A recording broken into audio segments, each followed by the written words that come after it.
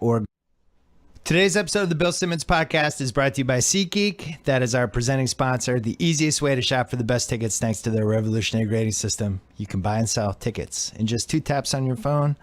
Everything fully guaranteed. Right now, you can buy $10 off baseball tickets the first time you use SeatGeek.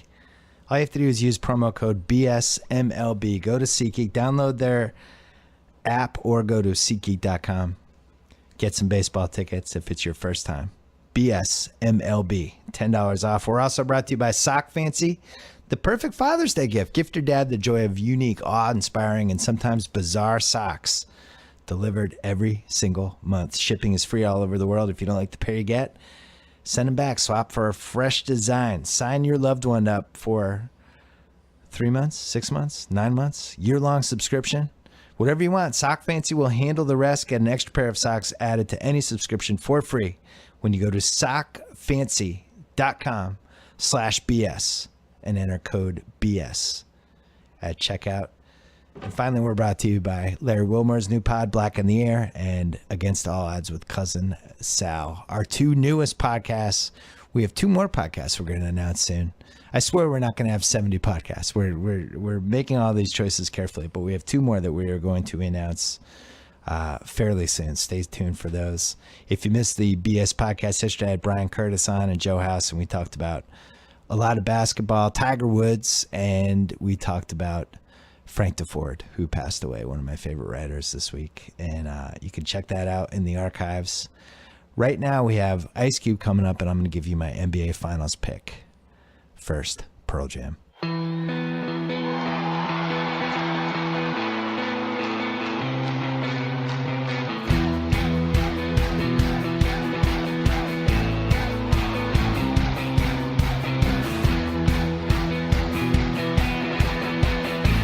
Welcome to the podcast. If you're waiting for Ice Cube, he's coming. We taped it yesterday, actually. I wanted to put my NBA Finals prediction down once and for all. I've looked at it from every angle. Tate's here with me. What's up, Tate? Hey. I've looked at it from every angle.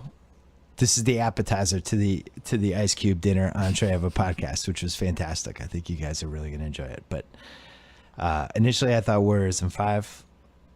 I did not like the way the Cavs defended my Celtics team that had wide open shots the entire series and missed most of them. Mm-hmm. I thought that was a bad sign for the Cavs. Then the backlash started with, well, wait, Cleveland has a chance. Everyone's counting them out. And that whole thing, I got a little caught up in that. Yep. And now I think I'm in the right place. Golden State in 6. Just bumped it up 1 game. I bumped it up 1 game. So we're 2015 finals. That's where we are. 6 games and win 6. I figure LeBron's worth 1 and Kyrie's worth 1. Yep. LeBron will be awesome in another game that they won't win. My question is, but debating between 6 or 7, will Mike Brown cost the Warriors a game in this series?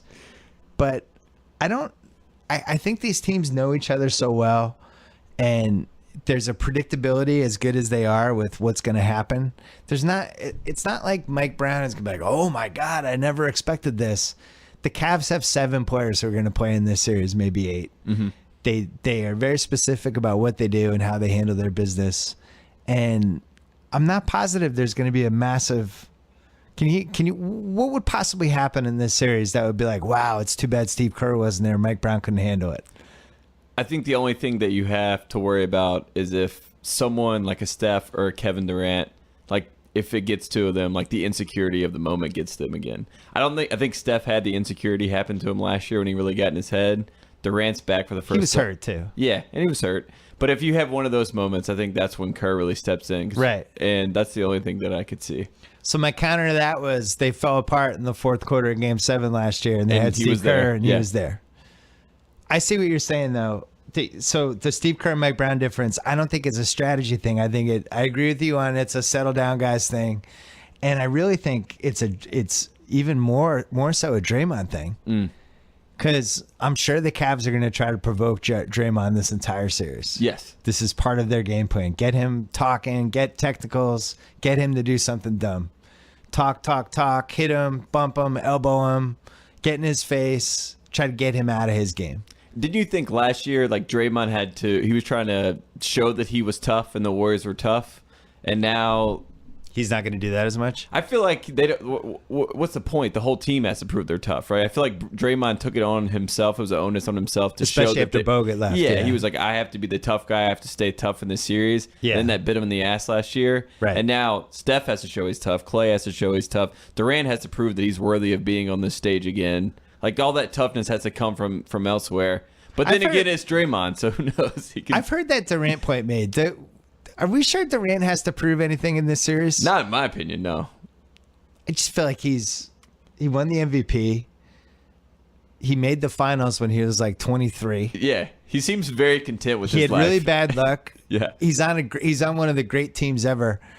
I would love to pick 16-0. I think that would have been so much fun to root for, especially if they win the first two. But I think Kyrie is great. He killed my team. Yep. I think we were going to win game 4, as crazy as that sounds. Not even playing that well when LeBron got the 4th foul. And Kyrie was just like, I'm going to score all the time, over and over and over again. And I'm going to make really hard shots, even though you're playing defense. It looked like from the Olympics this summer. That was the scary thing about Kyrie was they won the title, he hits the big shot, and then they go to the Olympics, and it was like, oh, this guy is like the best scorer on Team USA right now, and he's like kept it up all year. So they don't really have anyone to guard him, which is a problem. Yep. I don't think that LeBron's unguardable when he wants to be. So you're talking about two guys in another team who can't be guarded. And then there's certain guys that the Warriors have that just aren't going to play in the series. They're not going to be able to play Zaza. Yep. They're not going to be able to play JaVale McGee. I don't think they're going to be able to play David West. I think they're going to have to play like 7 guys. So who's the one that guards Tristan Thompson? Is it Draymond? That's most the likely? thing. It's like, well, all right. So they put Zaza on Tristan Thompson. LeBron calls him over and just runs screens so he can get one-on-one with Zaza. So then what do you do? He dunks on Zaza. Yeah, so it's like at any point, if Zaza or David West or JaVale is out there, they're just going to – they always know they can run that screen and roll. Mm-hmm. So on the flip side, the Warriors have the same thing. They're going to put Love in screen and roll all the time. So if Zaza's in there, then Kevin Love can guard Zaza. Yep. And that maybe not get caught up in that. But if when they put the Durant, Draymond, Clay, Curry, and let's say Iguodala as the 5th guy, where's Kevin Love going? Whoever he's guarding, they're going to put in screen roll. So it's going to be, I think it's going to be the most complicated strategy matchup we've had from, oh, you're doing this, I'm doing this. Oh, you're going to do, oh, then I'll do this. And neither team has the answer. So those in-game situations with Mike Brown, that's what I want to see, how much he changes. Because Kerr's traveling with the team. He's going to be making game plans. They're going to be like, if LeBron's going to guard Clay or LeBron's going to guard Iguodala to try to hide on defense, we need to get him in these switches and stuff. Right. How much does Mike Brown have say in making those changes in game? Well, and also, it's like a chess match. What happens if the Cavs say we're leaving Iguodala open the whole series? Exactly. Knock yourself out. Shoot 10 threes a game. We'll give them to you. You'll make 3. Yeah. So then that's where you want Steve Kerr to be like, oh, okay, you're going to do that? Then I'm going to have Iguodala running the baseline and trying to get layups and going back there. They have so much movement. And that, I think the most encouraging thing for the Warriors is all the easy shots the Celtics are able to get just by moving versus playing one. And the Cavs are going to slow it down. They're going to try to get into, first of all, if they make shots or they get an offensive rebound and put them in, then the Warriors can't go on the other end. Yep. Which is Tristan Thompson. Yeah. If Tristan Thompson dominates the boards. He's got to dominate. Yeah. Then that's a whole different situation. I think the matchups are really nice for the Cavs. I just don't think defensively they're going to be able to get stops. Love is going to have to play for them to win. And Love and Thompson together, there's too many shooters, and they're not going to be able to run out in time. I watched it in the Celtics series. Do you think Durant ever matches up and just says, I want to guard LeBron? Do you think he's going to have to? Yeah. Because obviously in 2015, that's why Iguodala wins the MVP, is because he guards LeBron. Last year, he seemed like he was a little short, obviously maybe a little bit banged up. He doesn't guard LeBron as well. LeBron takes over. This year, they have instead of Harrison Barnes being the fallback guy, now they have Durant to come over to guard LeBron. And if it's LeBron Durant, that's a whole different. I mean, that's well, incredible. Think about it. If he can play LeBron to a standstill he's going to win the MVP. Yep. That's how good LeBron is. Yes. It's like Durant played him to a draw. Here's your MVP trophy. Yeah, you already had the blueprint. Like Iguodala, just by playing defense, he didn't have to. I mean, he hit some big threes and stuff, but just by playing defense on LeBron, they're like, "Oh, you stopped the best player in the series. You're the MVP." But if he guards LeBron, LeBron's going to try to get into foul trouble the whole time. And So that's the danger. And then you worry about his offense lacking if Klay doesn't step up. What I mean is Durant, like the ego of Durant being like, I want to stop LeBron, where he has to work hard on defense. Then he loses it on offense. Klay doesn't step up, and then you get back into the Curry has to carry this team, and then we get to the Warriors are shorthanded. They're having to rely on Ian Clark. They have to rely on all these other guys. So if KD guards LeBron and Curry's on Kyrie, which would not be ideal, you'd probably want to put Klay on Kyrie. Yeah. And then they switch so that Klay's on LeBron and Durant's on Kyrie. That's a problem for Durant because Kyrie will be able to stutter step and shoot over him. Yep. That's why I think this is going to be a long series, and the rest is really going to help them. Yes. I went from thinking Warriors in 5, Warriors in 5, Warriors in 5. Then I looked at the schedule. Like, they have a great shot to win game one. You know, perfect situation for them. LeBron with all this rest. Warriors miss a couple shots. You're going to have a crowd that's going to be not your typical Warriors crowd. A lot of big wig dudes. A lot of people are just there to be there. It's in their head, too. They lost Game 7. And they lost Game 7. And Kyrie's going to go into the series thinking he's better than Curry. Yes. So you have the best two players on the Cavs think they're better than anyone in the Warriors, which is a problem. This is not like, oh shit, we're playing the Warriors. They're gonna go at them. They're gonna be throwing swings. I just think the Warriors have real shooting matchups in their favor. That they'll be able to get good shots anytime they want. And that will put an incredible amount of pressure on the Warriors to just match the scoring. Yeah. Which, you know, the Celtics' biggest problem was when they protected the 3-point line, then the Cavs could drive by them. And they had no rim protection. They basically Al Horford, and that's it. But usually it was Olynyk, and so the Warriors have Draymond, who's the best defensive player in the league, other than Kawhi, and Durant too. So I hate to say this, but I think foul trouble is going to determine some of this stuff. Durant getting stupid fouls. But my pick is I think the Cavs and I think the Warriors win in 6, and I think KD is the most logical finals. He's the best odds, but I think he's the most logical pick.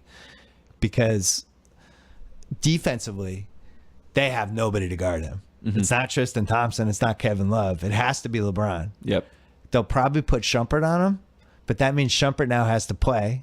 So he's out there either for Kevin Love or J.R. Smith. Yeah. So now you can leave him open. You can't screen with him at all. And I don't know. It's a chess match. It's going to be a great series. And the playoffs were really awful. I did not enjoy them. But now it's going to pay off with some really good games that are almost going to play out like football games. Yeah. Like how we were like, oh, the Patriots against Atlanta. How are they going to?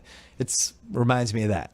It's going to be fun. I'm just worried if Durant does get the Finals MVP, the free agency of Stephen Curry is going to be very fun. Oh, you're saying this as a Charlotte fan? No. I'm just saying in general, the fact that now we have two Finals wins for the Warriors in 3 years.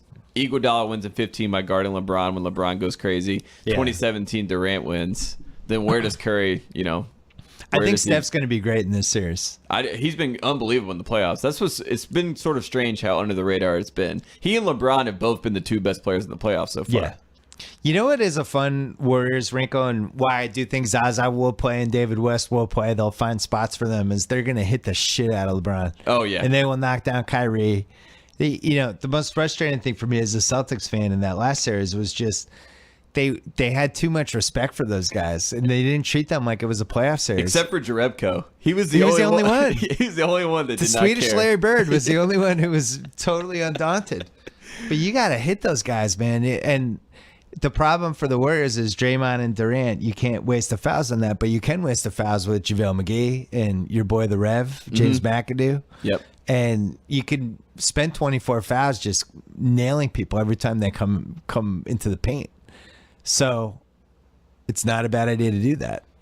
I also think the LeBron free throw thing will be a fun subplot if they decide to just really start getting physical with him and trying to make him shoot 20 free throws in a game. If they do the hack a Shaq with LeBron and they hack LeBron and send him to the line, That will be so interesting because then it comes into that's an isolated experience and people are going to remember him missing free throws if that's what they try to do. And they want, I mean, the Warriors got embarrassed last year by LeBron, and I know that they want to do something to make him a focal point of some sort of embarrassment. So if he's missing free throws and they know that, yeah. And Mike Brown knows that. It won't be hack-a-shack, but it'll be every time he has a layup or a dunk, you foul him instead of giving him the layup And see or what dunk. he's shooting 71% in the playoffs. Just hit him every time. Yeah.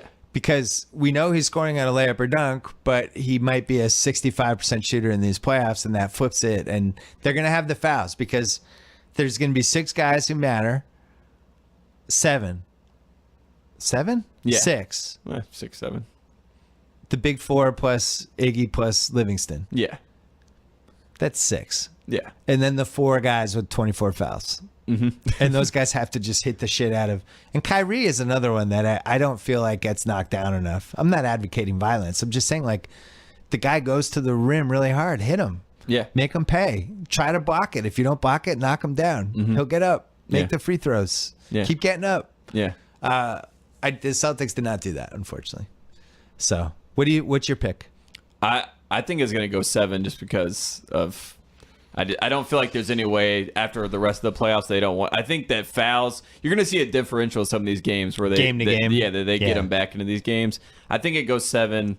I think the Warriors will get redemption at home in game 7. But it is weird that both years where we've had these two teams that the away team has won, not in their hometowns. We've never even seen a team win the championship with their home crowd there. And that's my fear with if it goes to 7, if I'm a Warriors fan, is that it's a Cavs team coming in that has already won in game 7, which Yes. does not happen. Yes. It's the hardest thing in the planet to do is win a game 7 of the finals in the NBA. You can do it in hockey, you can do it in baseball, football, it's neutral. But in basketball, it just doesn't happen. The home team almost always wins. I'm trying to think if there's any other X factor for me. I think personally, Pat McCall is a big X factor for the Warriors. If they just have like a little scoring binge where he has like the Kyrie mentality where he looks very unbothered by any moment. So if he just were to come in and hit 3 or 4 big threes, and you're just like, oh, Pat McCall had 15 points last night. See, Tate, this is your rookie and inexperience coming in. Pat McCall's not going to have an impact. He's going to be terrified this entire finals. I know it seems fine now, but when you get to the finals, it is like big balls time. Yeah. It is like, Put have on I the been table. here before? Yeah. I just think it's going to come down to like, I think every game is going to feel like a game 7. Because usually in the finals, you have these peaks, and then you have the game where like the young guys come in for the Warriors. I don't think this series is going to be like that. I think it's going to be each one's going to be like a game 7. Yeah. Which I don't really remember in recent memory anyway, a basketball series being like that. They always have little ebbs and flows. I'm sure Cleveland will toss away a game. There's going to be a game where Golden State's just 22 for 38 from 3, and Cleveland realizes late in the third quarter they're not coming back, and they'll turn the Jets off. I also see like the garbage time, say Warriors are up by a lot and it's a third quarter and they still have Steph and Draymond and those guys in. And if Cleveland's down, like Dante Jones comes in, Richard Jefferson comes in. Dante Jones is out for blood. And those guys are in there to strictly try to get a technical, try to get someone ejected, try to get something to happen that'll shake the series up. So that was rewatching Game 7. I was fascinated that Jefferson was out there for so many big minutes because he's not the same guy this year. Yeah. So, and they haven't really, it's not like they replaced him with anybody different anyway. I'm excited. I'm going to game 1. Nice. I will be back in time Friday for a recap, and we'll be doing a podcast on that. But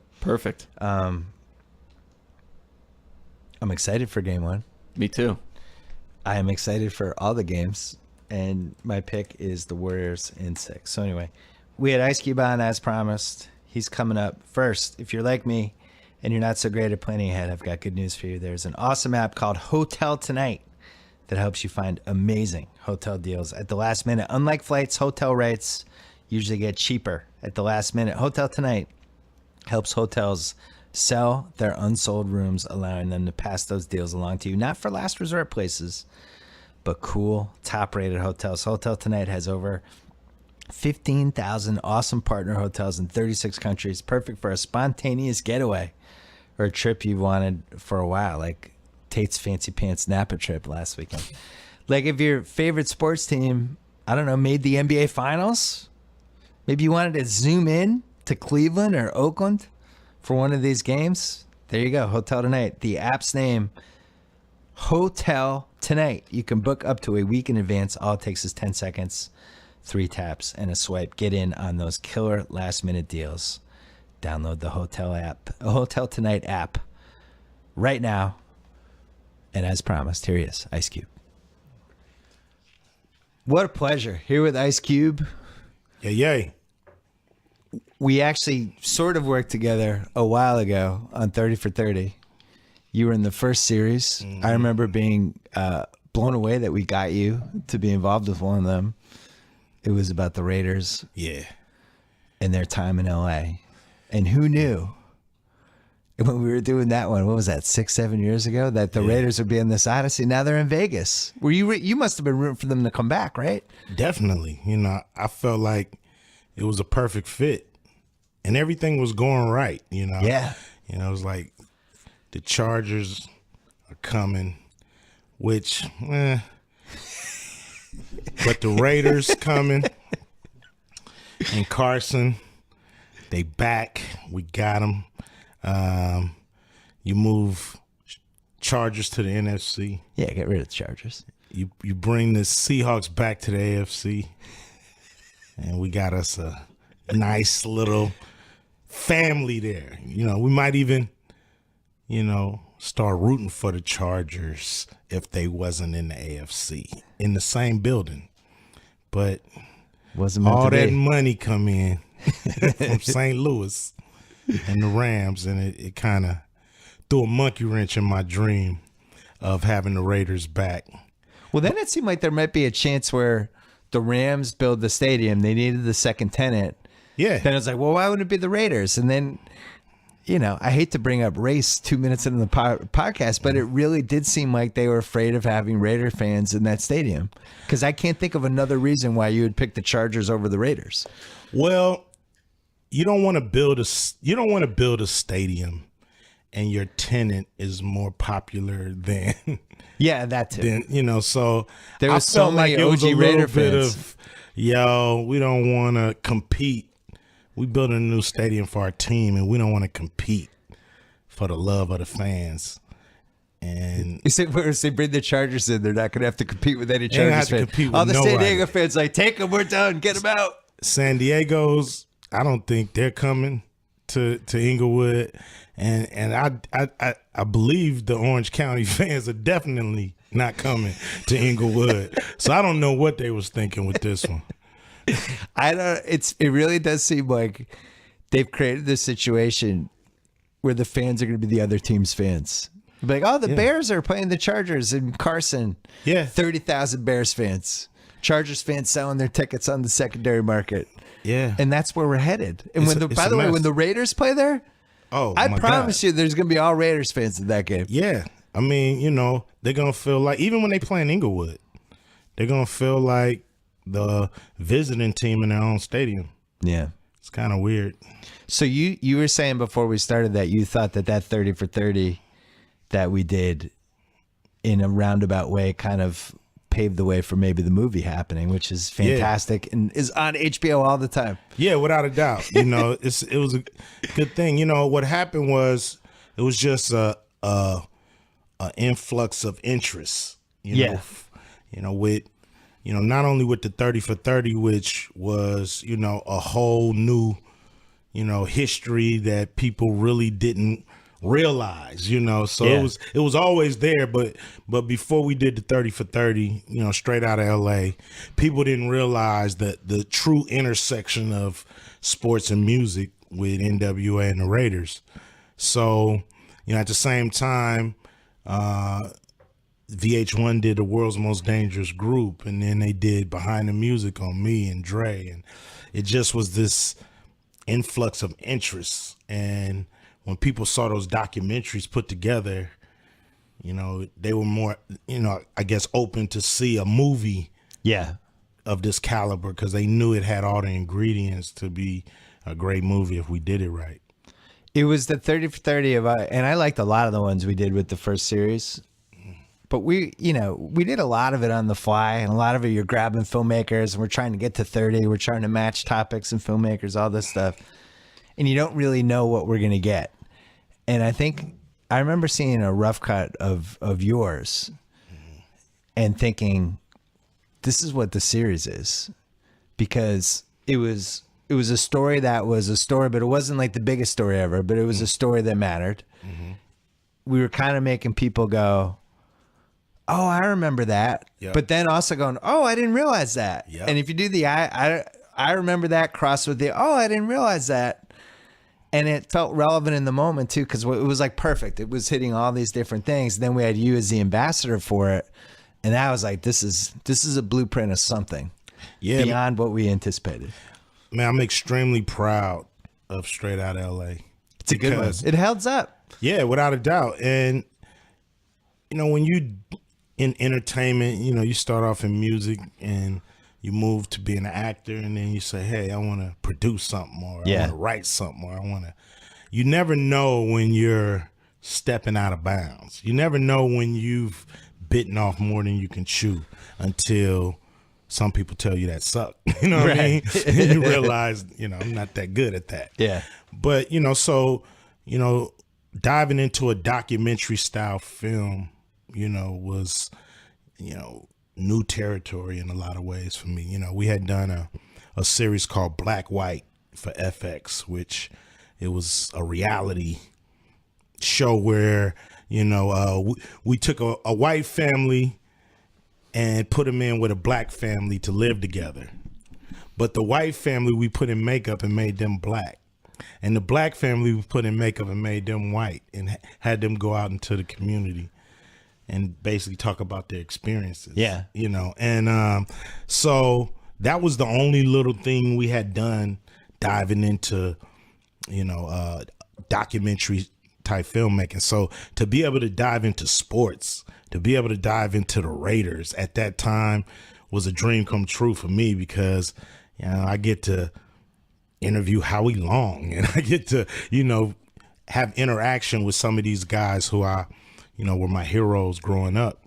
So it was kind of cool to be able to do that. And you had it also, that team intersected with video games, because Bo Jackson was the greatest video game character who's ever lived in Tecmo Bowl. Yeah. Then you had all the merchandise and stuff. I really do feel like that was the first team where it just seemed like everyone wore their hats, but this was the hats, the jackets, the gear. Yeah. You guys, your group pushed that to a whole other level, and then that became the model for the next 25 years of people wearing sports paraphernalia.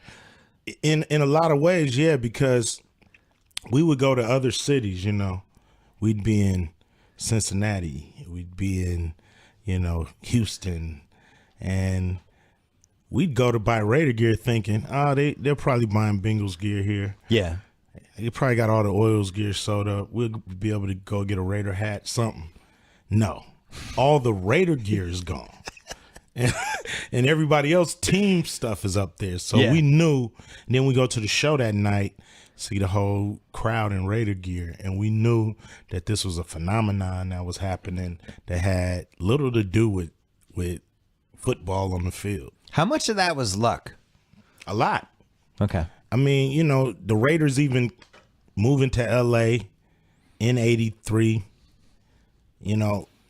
to 94. So that's the NWA sweet spot in a lot of ways, because we come around, we start hitting it 87, 88. By 89, we got our whole flavor on what we gonna be, look like, do, how it's all gonna come out. And so the Raiders being here was a big part of that, because it helped cement our image in a lot of ways. Running around in purple and gold, or running around in, Dodger blue, right, don't really convey, the music we were trying to convey to the world. So the silver and black, that patch, the imagery. Plus they're the Pirates. Raiders were Pirates. And they were winners. And they won. Yeah. You know what I mean? They won the Super Bowl, and, had marquee players. So it was it was perfect timing for us. We ran a piece on The Ringer about the Raiders from somebody who worked for them as their GM for years and years, Mike Lombardi.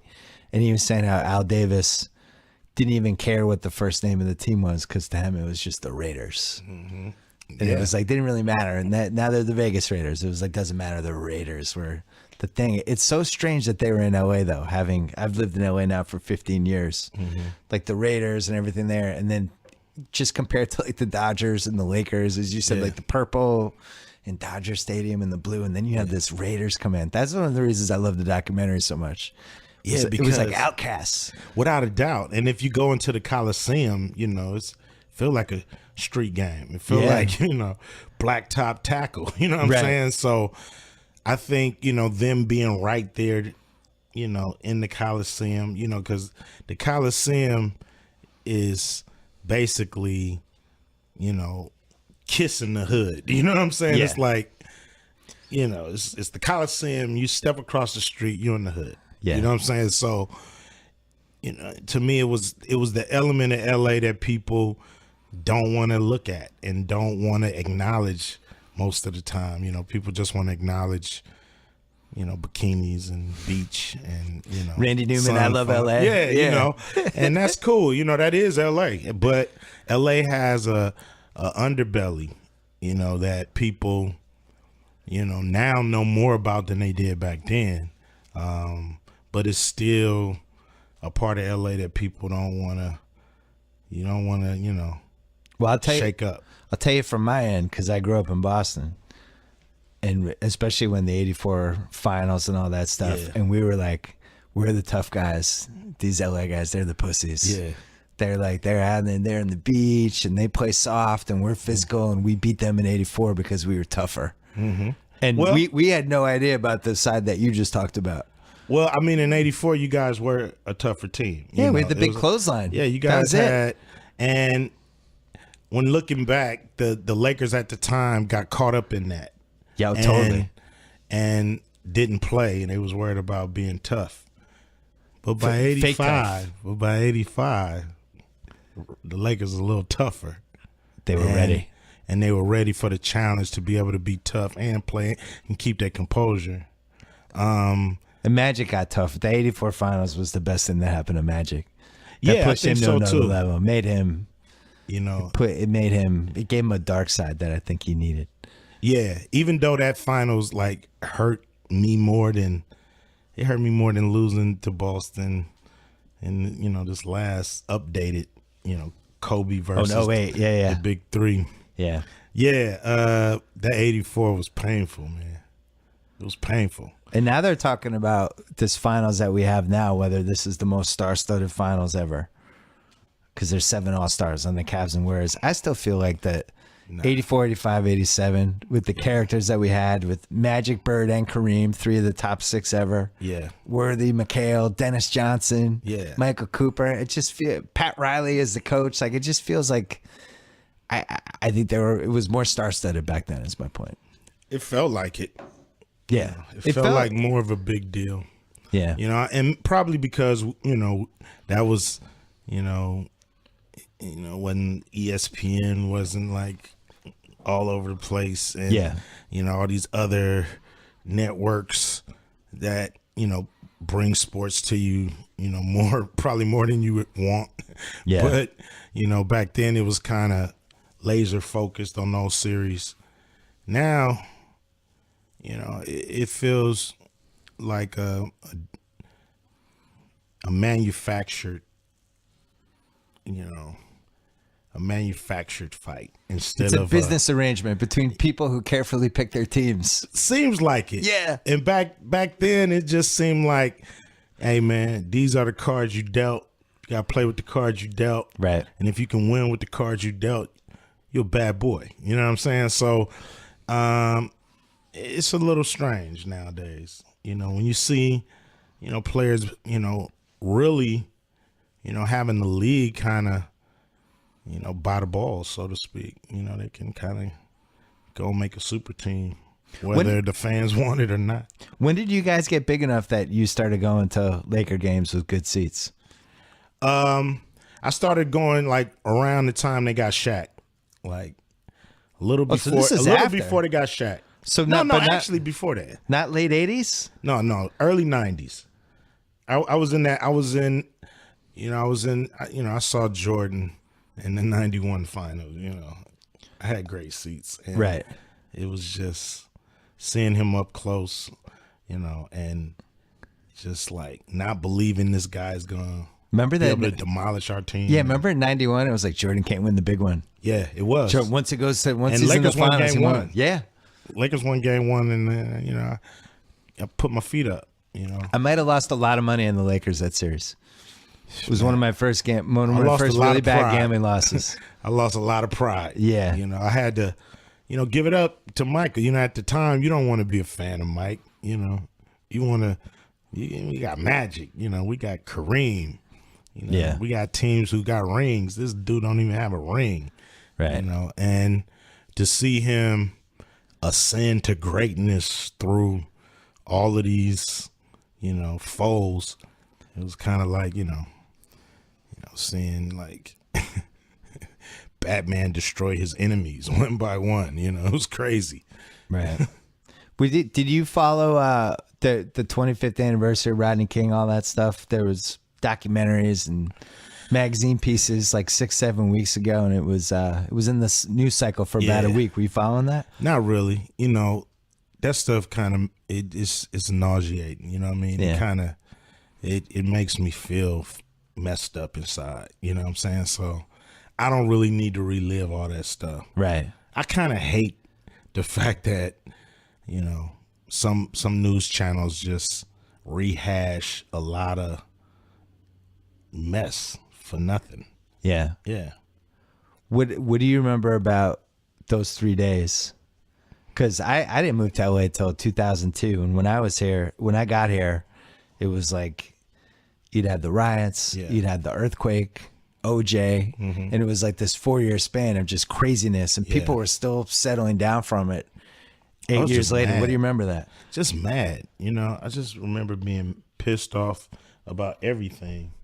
And, the only good thing I saw come out of it was the peace treaty between the Crips and the Bloods. That was, a beautiful thing. That was like what I hang my hat on when it comes to the riots is the peace treaty, seeing, a park full of Bloods and Crips settling their differences. And, you got casualties on each side.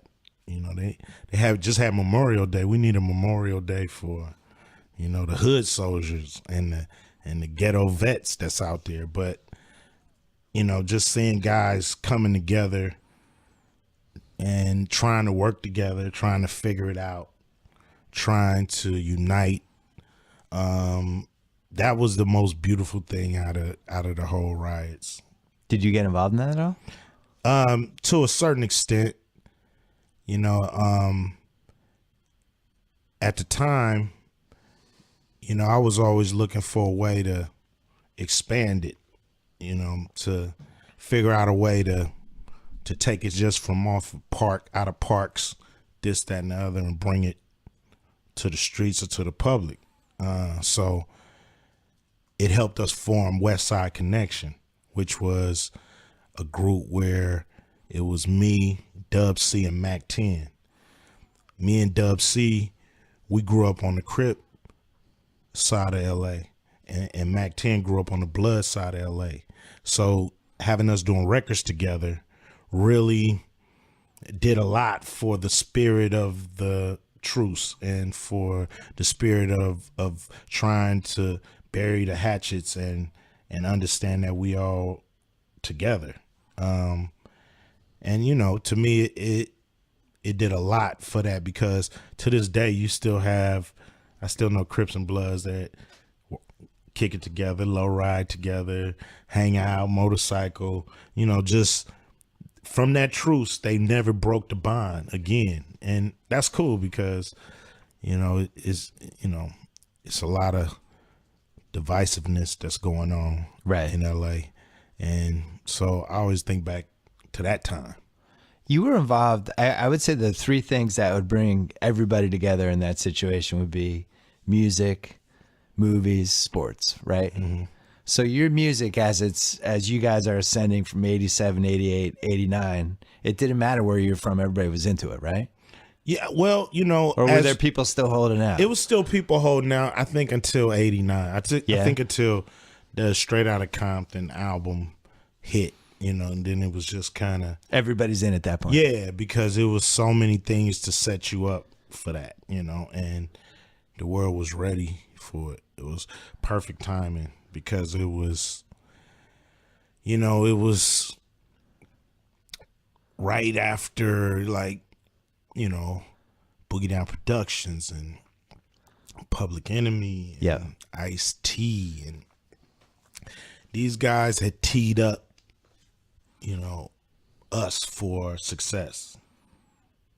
And you were tapping into stuff that, even though everybody in LA knew about it, I don't think everybody knew about it. And it wasn't really until the Rodney King and even the stuff Daryl Gates was doing the 2-3 years before that, like living in New England, I didn't know what was going on. Yeah. And that's why we didn't think we were going to ever, be, in the Rock and Roll Hall of Fame one day. Right. It's because we felt like this was something we were living in LA, and the people in LA didn't even want to know about it. So we felt like we didn't have a chance with people, as far as Boston, as far as New York. We felt like these dudes would never understand what we're going through and never even care because people here don't care. So by seeing it blow up, and, one day they called me and said, "Hey, man, we got a show in Chicago." I'm like, "What? How do they know about our record in Chicago? We got a show, Regal Theater," and it was cool to start to see the music spread like a wildfire and go, first we was doing shows in Phoenix and Vegas and the Bay Area. And then we're in Portland, we're in Denver, we're in Houston. You know what I'm saying? Then we're in, Salt Lake City and St. Louis, and it just started to just grow, But the reaction initially, at least from outside, was, well, these guys are going after the police. You can't do that. Yeah. And you had that, and it seemed like it took a while for people to actually listen to what not just your group, but other people were singing about, like what the genesis of that stuff was. Yeah, it was shocking, at the time, because, before us, Rodney King, any of that stuff, police could do no wrong. I mean, if a cop got on the stand, pointed you out, you going to jail, man. I mean, it's like nobody ever questioned the cop's motives. Right. And, so we do our song, and then Ice-T with Cop Killer. These two songs are powerful, and they're right behind each other. And, at first it's outrage, then you see Rodney King. Now the movie is starting to come into focus. Do you regret, is there anything, if you could do that side of it differently and push the same attention toward what you guys are talking about without being as outrageous with the song, do you think that would have been more beneficial or not? Nah, I don't think so, because the song was, therapy. Yeah. For us, it was like, you couldn't do nothing physically to the police. That was just not even in our thought process. But this song was like our weapon, it was like our way to, protest what was happening and not be nice about it. I loved your movie, and I thought how they set up that song was my favorite part of the movie. Yeah, because you could actually feel it. It's like these are the moments that led to this song. And here's why you was able to feel it, because you realize what the police don't, or what the police don't take time to realize, is that you know, you basically dealing with some good dudes. You're not dealing with that criminal element that you don't mind the police deal with in that way. You see what I'm saying? So that's what makes you say, man, come on. You know, these dudes is trying to make it out. You know, leave them alone. You know what I'm saying? That's the feeling you have. And, you know, that's kind of how we were. You know, even Easy, you know, doing what he was doing, he was basically trying to get out of that. This was his way out, was music, because he didn't want to do that no more. Yeah. Because he knew it was a dead end. And so that's what pisses you off, man, about the police. You know what I mean? It's like you see a dude go into a church, you know, shoot up people, and they walk him out in a damn bulletproof vest and don't want nobody to touch him. But then they go beat up some 18-year-old kid mouthing off at the beach. You know what I mean? They want to rough him up and, you know, teach him a lesson. It's like, dude, use that energy on the guy y'all putting in the bulletproof vest. You know, kick somebody ass that you know who did it, who deserve it, who's a criminal. You know, not some kid mouthing off at you or, you know. So that's the problem. It's like, you know, it becomes, you know, a bully mentality and not just, you know, trying to take the bad guys off the street, teach them a lesson. You know, it's like you're teaching everybody a lesson that you run across. How do you, I mean, obviously you're not talking about every policeman because we have great policemen too, right? Of course. So you're talking about I'm talking a couple of the people that spoil it for everybody. How do you reconcile that when you meet a good policeman, somebody who's does their job well and has done everything right, and he meets you and he's like, you're the guy who was in that group who had that song? Yeah, they usually love me. You know, they usually want to take pictures. You know, even if I do the song, they'll want to take pictures backstage because, you know, it is a good cop, bad cop phenomenon out there. And, you know, what we would love for the good cops to do is point out these bad apples, man. Get them off the force. Yeah. So you guys can get your respect back from the community. Right. Because the community understands the necessity of the police and why they need to be there. They love them, the fact that they're there. What they don't love is the abuse. Yeah. You know what I mean? So, you know. And you think for like the Rodney King was the one that became infamous, but I mean, was that once a week?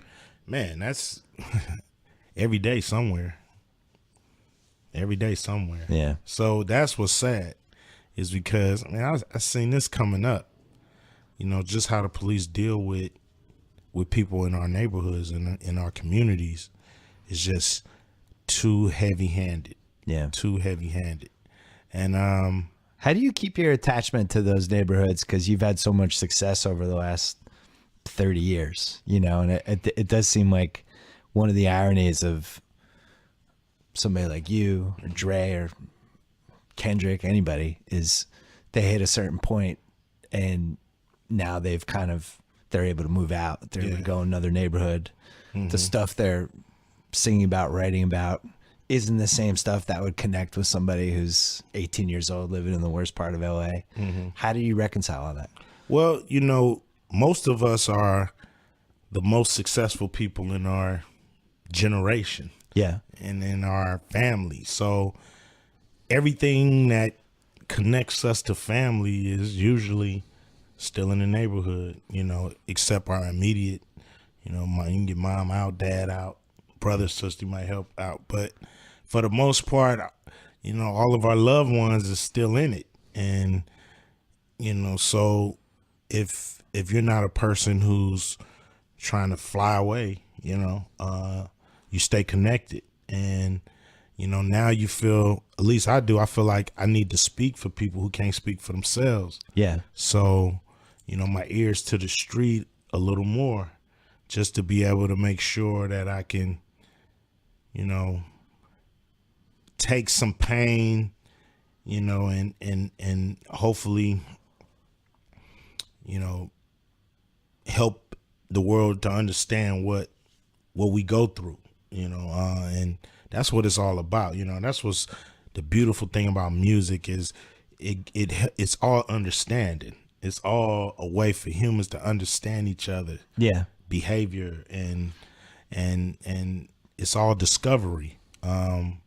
So and yet, that's what I use it. And yet, Boys in the Hood, I would argue, was just as powerful, if not more. Yeah, without a doubt. Yeah. I mean, what do you think? What do you think hit more people, your music or that movie, in the early '90s? Man, it's hard to say because the movies are so. I still think that's the best LA movie. Yeah, I mean, it's a movie that really, to me, before a movie like that, you just seen people like Doughboy on the 11 o'clock news, you know, in the back of a police car, and you don't know his story. Why is he like that? You know, or you read about Ricky on some Sports Illustrated profile or some Sports Center Sunday night 5-minute piece. That's it. And you never get to be that fly on the wall. You know, when I first read it, I couldn't believe that they were gonna make a movie about how we grew up. I'm like, is this movie worthy? You know what I mean? Because when you in it, you don't think nobody give a damn about you or what's happening to you or what you going through on a day-to-day basis. So to see, you know, Columbia want to put money behind doing a movie about what you live every day, it was kind of I was just curious, like, why? You know, I just didn't believe our story was movie worthy. You think movies are like Batman? Yeah, you know, it's like Jaws, Star Wars, Hoosiers, you know, like, you know, Raiders of the Lost Ark. But you know, to be a part of it, is just. When was the last incredible. time you watched it? Man, it's been about 4 years. It's incredible. It is. It's a great movie. I don't think it got nominated for an Oscar, right? Yeah, it did. Oh, it did. Okay, Yeah, but it didn't win anything. Didn't win. Did he get nominated? Singleton? Yeah. What was the one? Oh, Do the Right Thing didn't get nominated. Yeah, Do the Right Thing didn't get nominated. Yeah, it's.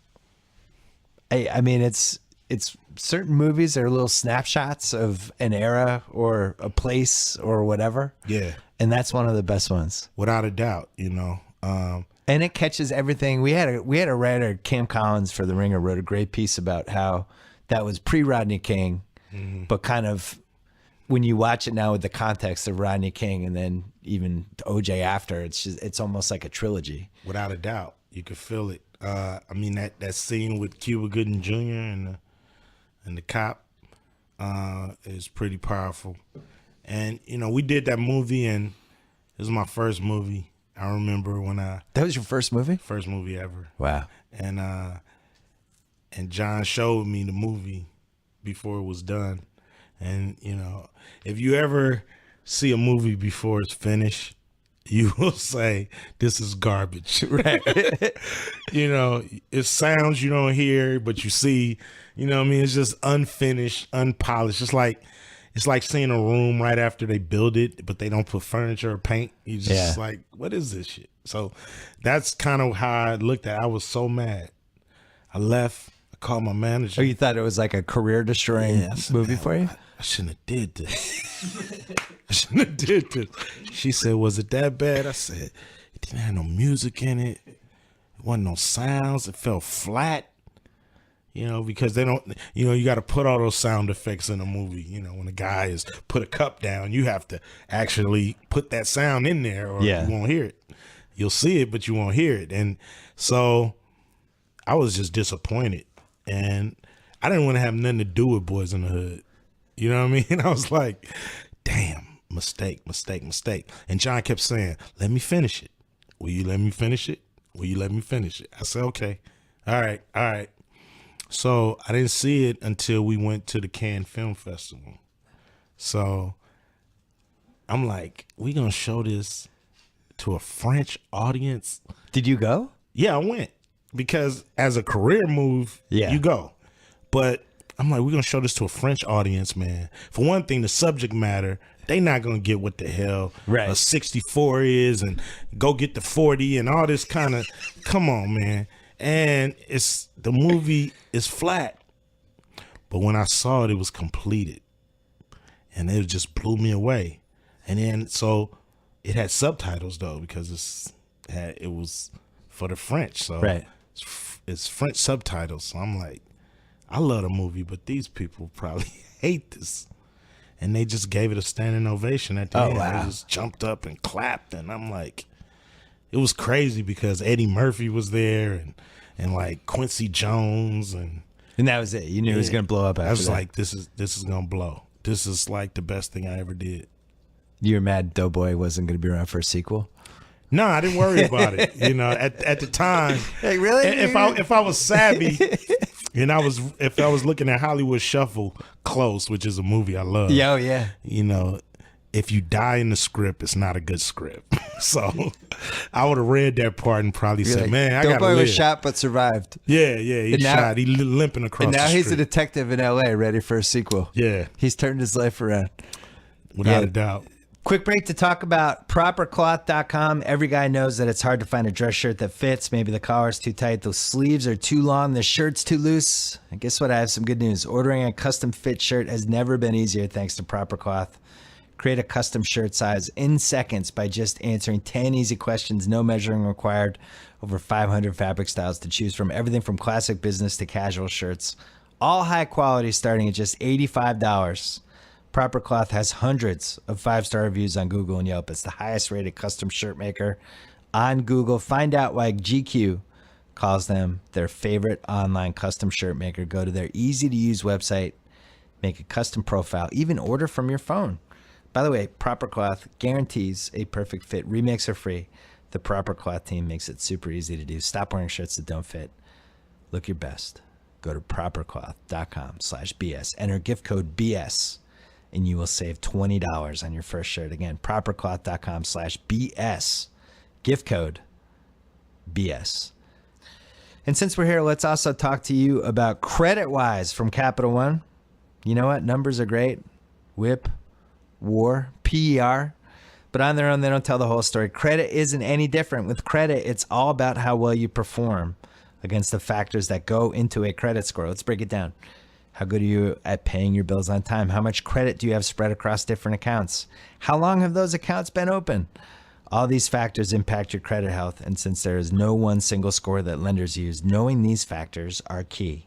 Just like on the field, there is a lot more to your credit than just knowing your score. CreditWise lets you track the factors that make up your credit health using information from your TransUnion credit report.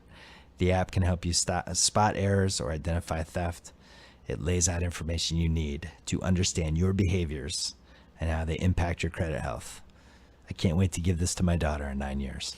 Plus, you can check it anytime without negatively impacting your credit. And the best part, it's 100% free for everybody, whether you're a Capital One customer or not. Step up your game. Download CreditWise today. Back to Ice Cube. And Straight Outta Compton, one of the things that was, I really like that movie. I've seen it a bunch of times, and it's passed the HBO test for me, where if it's on like about, I don't know, 30 minutes in, be like, oh, the Detroit scene's coming up. I'm sticking around. You stick around for a half hour. Oh, Detroit's coming. That's cool. The Detroit scene's incredible. Yes. Just flat out amazing. But I think the most amazing thing about that movie, as far as you're concerned, is the actor who plays Ice Cube. Yeah. I don't understand how that happened. This should have gone terribly. There's no way this should have worked. This should have been a disaster. And it was the opposite. It was like you CGI'd yourself. It's crazy. It could have went all bad. And he's a good actor. Yeah. The guy, I mean, I wouldn't have put him in the movie if I didn't think he could do it. I mean, I wouldn't have ruined his life like that. Right. Because, you know, you go from being just my son, cool kid spending my money, you know what I'm saying, to this pariah on social media of keep your day job and just stay his son. You know what I mean? It's like it could have went all bad. It was definitely walking on a tightrope. You had 3 roles where the actors had to be good and had to make me think that they were you guys. Yes. And you went 3 for 3. I would say that over under would have been 1.5. Yes. If any of the 3 don't work, the movie doesn't work as well. I If agree. 2 of them doesn't work, you barely get released. I agree. And then you went 3 for 3. It's incredible. Yeah, man. You know, it was, you know, we say we was on a mission from God. You know what I'm How many saying? years did that take? It took about 4 to, you know, because it moved from one studio to another. Yeah. And Was it it easy to was a get all the couple of music? different writers. Huh? Was it easy to get all the music for you guys? Because it's a little spread Easier, around, right? because- yeah. Tamika, which is Easy's widow, she, you know, was a producer, so she controls the music, and but the music has a lot of samples in it, so it took layers of you know, convincing on some levels. How accurate was the scene when you guys are teaching Easy how to rap and he can't do it, and then all of a sudden it kicks in? Was that? I mean, when you're doing something like that, are you exaggerating it, or is that relatively what happened? Well, I mean, you have to put together summaries. Yeah, You know what I mean? little compilations of what happened. Yeah, because where some would take a week and a whole lot of stuff would happen in a week, you know, you might have 3 scenes to pull this off. So sometimes you have to summarize some of the things that happened to get the whole picture of what Right. really happened. So he wasn't good right away, No, and then it took him eventually. about 2 days to get it. I mean, and you know, they had times, it wasn't like 48 hours, but they blocked off 6 hours at a time each day. And it took about 2 days to really get it where Dre would play it for us. It's also interesting to me how so many different bands have hit the exact same beats with their studio or their manager or whatever, where they're just getting ripped off and they don't realize it yet. And it doesn't matter. You could be the Backstreet Boys, you could be you guys, you could be anybody. And it still hits those same beats where at some point somebody goes, hey, wait a second. Yeah. Whoa, why is that guy eating lobster? Yeah. We got Fatburger. What's happening right now?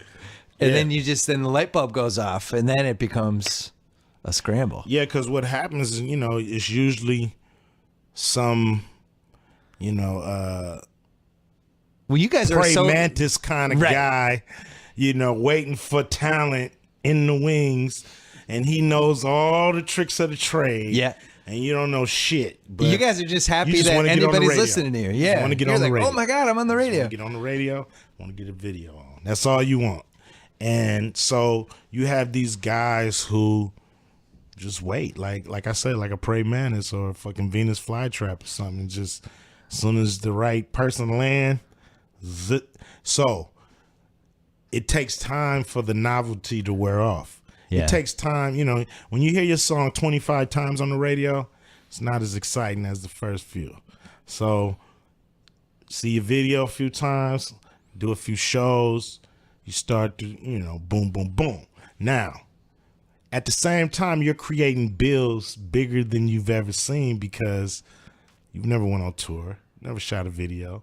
So now you're starting to see, hey, this stuff is costing a lot of money. Okay, who's paying, where's it coming from, and why I'm not getting paid. You know, the director got paid, this one got paid. Yeah. Oh, you're an artist, you don't get paid for a video. You only pay. You're like so now worse you're than scratching your boxers. head. Yeah. You're like, wait a minute. How's that? How is everybody get paid off a video but the artist? You know, so then you start the antennas go up. Like, what is this? This can't be right. It's got to be every horror story I've ever heard since Otis Redding or something. You know, you're like, something ain't right. So now antennas up, you're looking, you're searching, and it takes somebody smart to see you, you to ask the right question or them to ask you the right question. And then they start to say, well, did you do this? Did you sign this? What about publishing? And you're like, what is publishing? And you start to, and if you sign too many things before you figure it out, then you're stuck and you're fighting and feuding with the label and the manager and all the people who've taken advantage before you realize that there was business in show business. It's like music and boxing. Yeah. Those are the two where you sign 3 things wrong early and you're just screwed. Like Ali had like no money by the time he stopped boxing. Yeah, it's crazy. Everybody was just, hey, here, Ali, oh, I'll take your, and then there's none left for Ali. Yeah, that's how it is. And it's a trip because when I got in the movie industry, and they're like, we're going to pay you this and your check is coming and you'll get it Friday. I'm like, pfft. Get ready to chase these people down for my money. Right. I'm telling my team, get ready to chase these people down. And they pay you on time. And you're like, what the hell's... Oh, this is weird. I'm going to the bank now. You know what I mean? Drop everything, go to the bank now. You put it in and it clear. And you're like, damn. And they give you another check the next week. And it clear. Damn, no problems, no issues.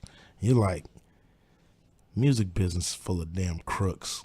What's your biggest regret other than not realizing that you shouldn't have signed certain things from that 5-year stretch? What was the one thing you would have done differently? Well, what's cool is I didn't. That's how I was able to leave. Oh, yeah, you're right. What am I thinking? Sign. And what it was because I had a publicist. NWA had a publicist that worked for Priority Records. And her name was Pat Charbonnet. And she went, one day, see, I was the only one that would really show up to do the promo stuff. Yeah. Like I came here, I was on time, right? Yeah. Okay. If it was Easy, Dre, Ren, and Yella, we'd get calls saying, let Cube do it. He there. You know what I mean? Yeah. So by that happening a lot, me and Pat, we started talking. And Pat never trusted Jerry Heller. She knew about him. She was like, what you know about this dude? Nothing. This is Easy guy. It's like, you need a lawyer. You need somebody. Don't sign nothing he put in front of you. So it was cool. Well, what I wish I could have did was show that in the movie, but we couldn't go there. We couldn't really go there and kind of open them can of worms. But you had some legality things that you had to be careful with, right? Yeah, without a doubt. It was one of the hardest things I've done, besides this big 3 thing. Yeah. But it was just a hard movie because there was so many moving parts, so many egos, attitudes of, I wouldn't say egos and attitudes because it was. No, let's say it. No, because that really didn't come into play. Yeah. As much as, why we showing that and not this, and why we showing this and not that, and this don't make sense. And I'm like, just teaching people how to make a movie, and I'm like, it's not a documentary, it's a movie. It has to be told in a certain way, or it unravels. So my only nitpick as somebody who loves this stuff and is a little bit of a historian with it, the Easy getting back together and being a little bit buddy with everybody at the end, that seemed a little exaggerated. No, it wasn't. That tiny bit. Now, no. I mean, no, it wasn't. The stuff Dre and Snoop said in the Chronic about Eazy-E was not nice. I mean, after No Vaseline. That was not. After No Vaseline, me and him very. But it was that was right after that, yeah, though, right? Now, give me the timeline. The timeline is, I left the group in '89. Yeah. By '94, '95, Everybody was good. I had buried any hatchets because my career was a dream. It was going the way I wanted it to go. And you wrote No Vaseline, so you had the last word. Yeah. So I didn't have any you more won the diss track animosity, and they were feuding against each other. Yeah. So, when I saw him, and I hadn't seen him for years, but I saw him in the tunnel, and that's in the movie, and he was like, yo, it was like old times again. It wasn't the animosity that I thought was going to be there. It wasn't that, hatred. It was like we was back in 88 trying to get famous. I just wasn't buying that Dre was ever getting back. I don't know about that part. Yeah. Because when I left the group, I didn't know what was going on either. So yeah. This movie was a lot of discovery for me too, because in putting the movie together and interviewing Ren and Yella and all the people that was there, I'm learning stuff that I was never privy to because they wasn't talking to me. So I felt like, if I'm discovering shit, everybody should be able to. You know what I'm saying? Everybody will discover something out of this movie. So, did it happen like that? Dre said it did, so I can only go by Dre. Now is Dre saying that because he's gone? I don't totally. I think it was a nice version of what happened. Yeah, would be my guess. Yeah, I don't think Dre was ever like, yeah, it'd be great to work together again. I think he was good at that point. That'd be my guess. I don't know. Dre is, he's one of those dudes who work off inspiration. So if he was inspired that day, he might have had a conversation. Wait, so anytime they do the diss track tournament, it's always No Vaseline and Hit 'Em Up in the finals. Yeah, I'm proud of that. I don't know who's favored. It's almost like Warriors Cavs in 2017. I think you were first. Better. Yeah, you were first. Mine is better. Here's why. Okay. We were in the same group, so it's more personal. Oh, they that's were just interesting. Friends. What do you think, Tommy? Definitely. No Vaseline's the best by far. All right, Tommy says, I don't know, Hit 'Em Up. It's an ugly diss song. I mean, it's vicious. In No Vaseline, did you ever brag about having sex with somebody that Dre had maybe, or Eazy had been with, or dated? Nah. I'm trying to break it down in my head mentally. Yeah. I think you're favored in the finals. I mean, you were first. Yeah. It was like the first big ass one of its kind. I don't know. I have to think about it some more.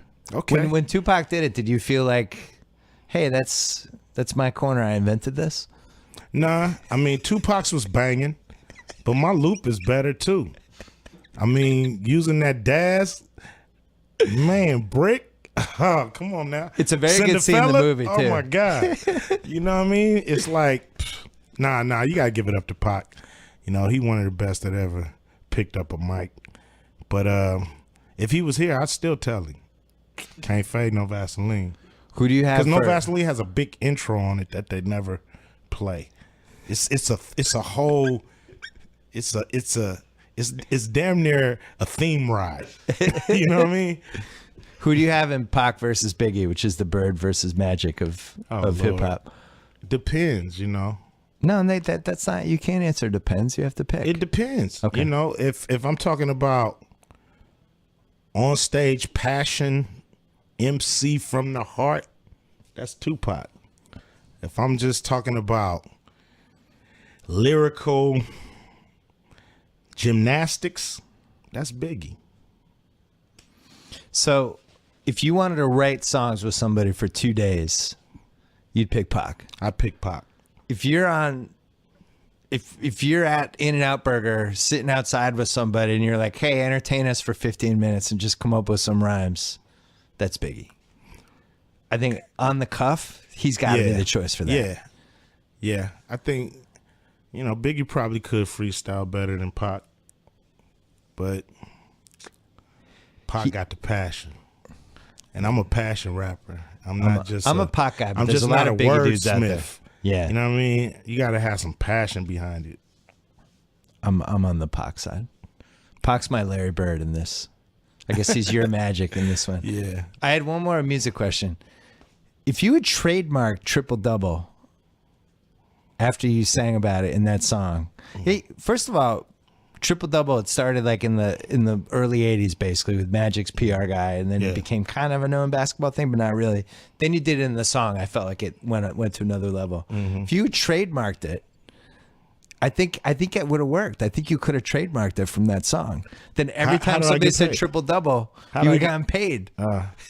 Yeah, probably so. Is Yeah, that the lyric you get that people bring up the most? Yeah, people be has like, to, right? Yeah, I get that a lot. You know, on my Twitter feed and everything, man. How did you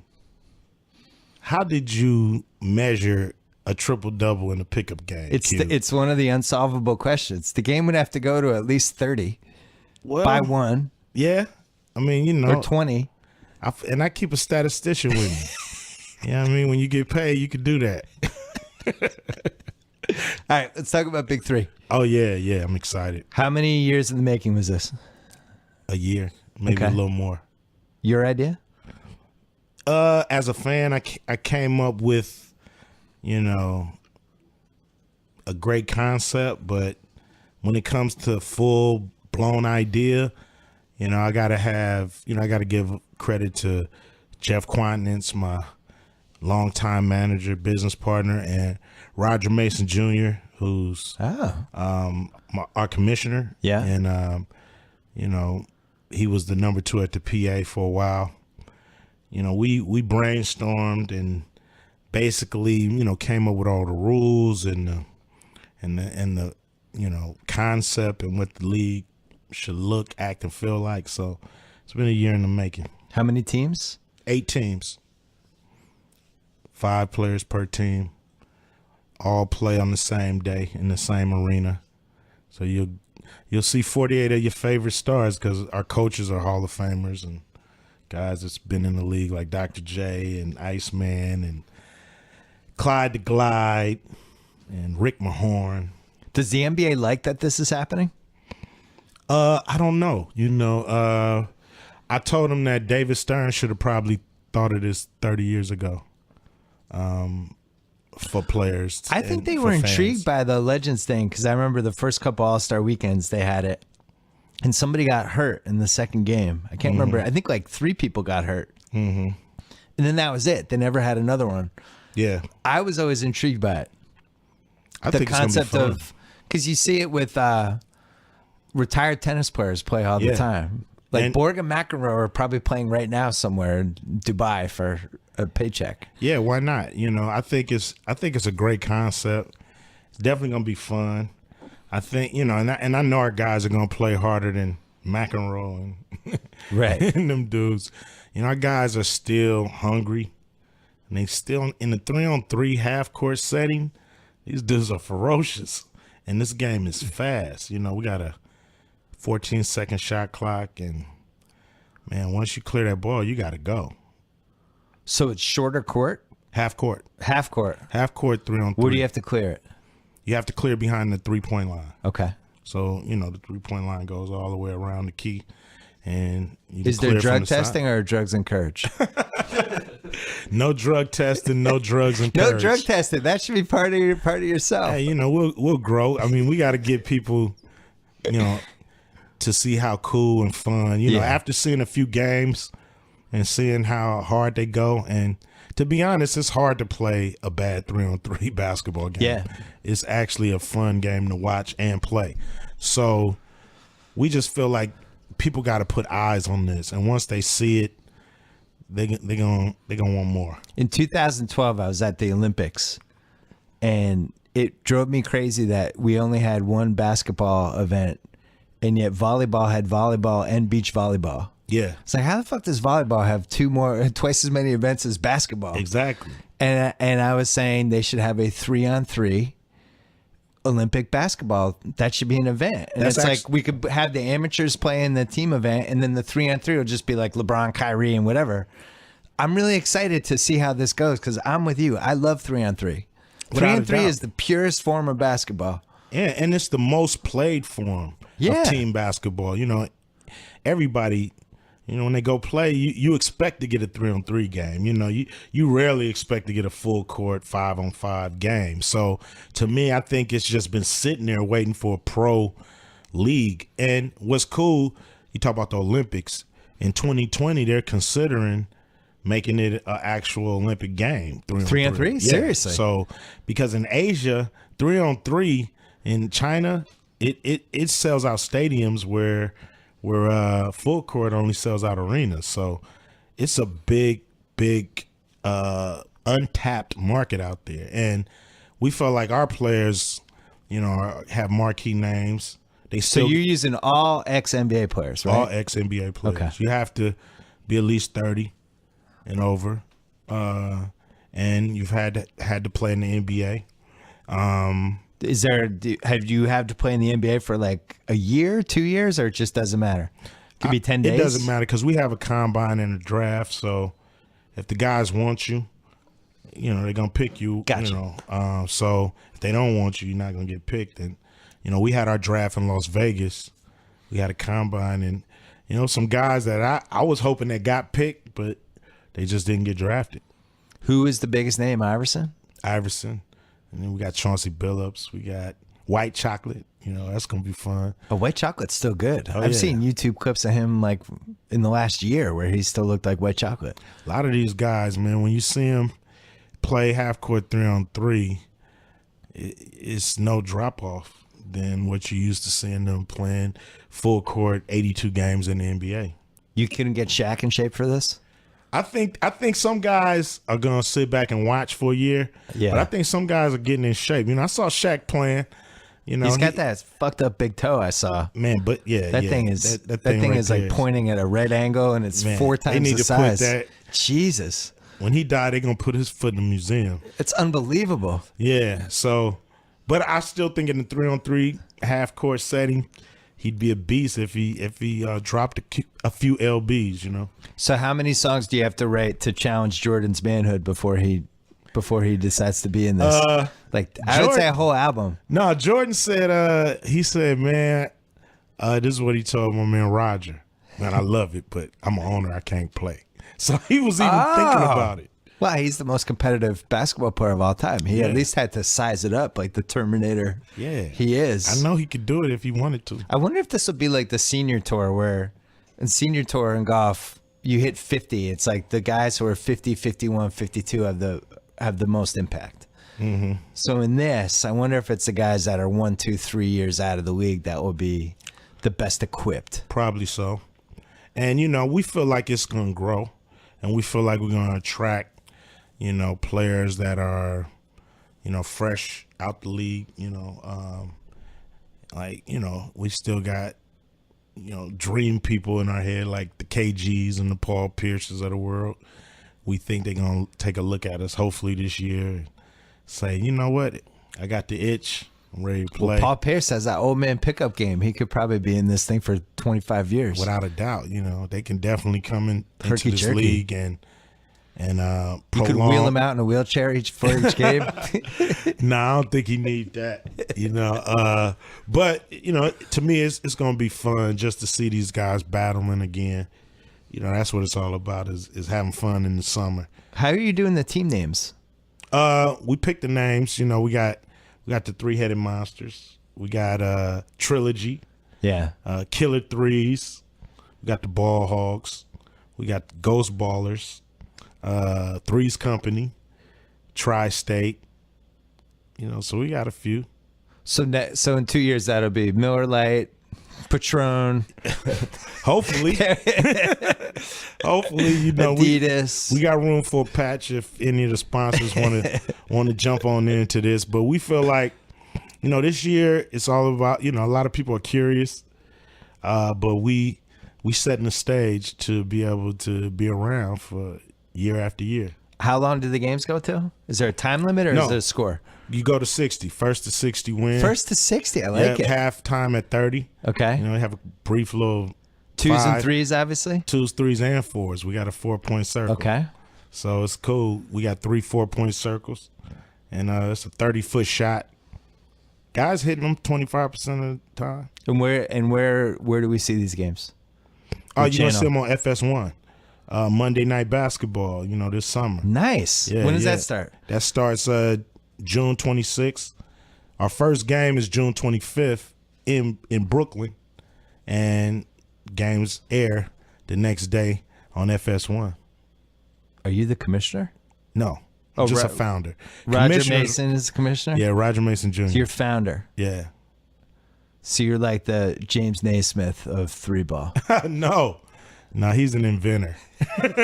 I'm just I guess the Colonel Sanders of Colonel basketball. Sanders. I'm just capitalizing. I'm really on excited to see how this a plays great out. thing. Yeah, me too, man. It's gonna be fun. How many Celtics?